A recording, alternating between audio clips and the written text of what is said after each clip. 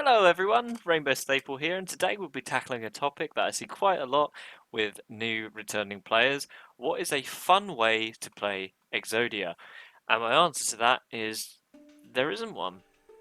There are two main ways to play Exodia decks. You either want to draw through your entire deck in one turn, also known as the first turn kill or an FTK, or you can stall out your opponent by forcing them to sit there and watch as you draw your Exodia pieces whilst they can do nothing to stop it. Well, almost nothing. So let's break down the two types of Exodia decks you typically see. So, the first turn kill Exodia often relies on the Royal Magical Library and a bunch of other draw spells just to cycle through your entire deck in one turn. The problem playing this deck is that it loses to any single piece of interaction, so if you have any monster negate for the Royal Magical Library, then you're done. If they have an Ash Blossom for one of your draws, you're pretty much done.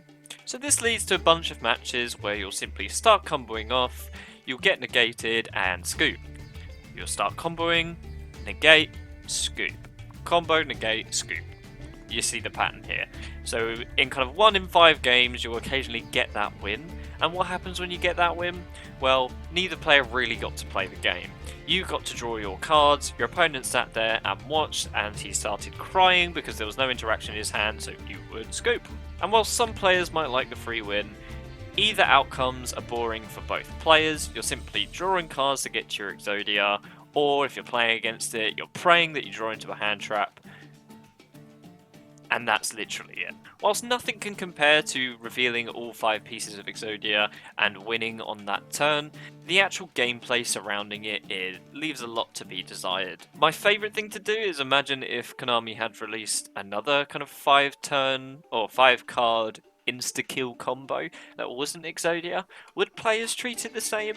I really don't think they would. Because Exodia is such a notable card, especially in the anime, I mean, you can't beat the moment where Kaiba just absolutely destroyed in the first episode. Exodia! Obliterate!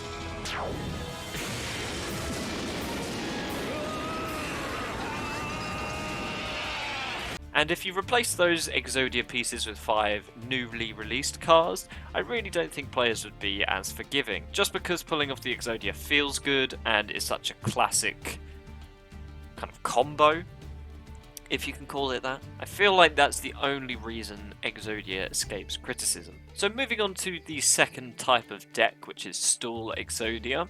The main purpose of this type of deck is to stop your opponent interacting with you or stop your opponent doing as much as possible to you, so you can just continue to draw during your draw phases and then eventually draw into your Exodia. This used to take form in cards such as Gravity Bind and other sort of floodgates from way back, but nowadays you often see a Crooked Cook and a Right Hand Shark used as one of its materials.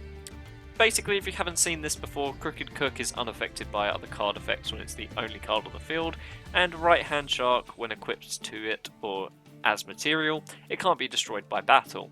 So the only real out to this is a Kaiju.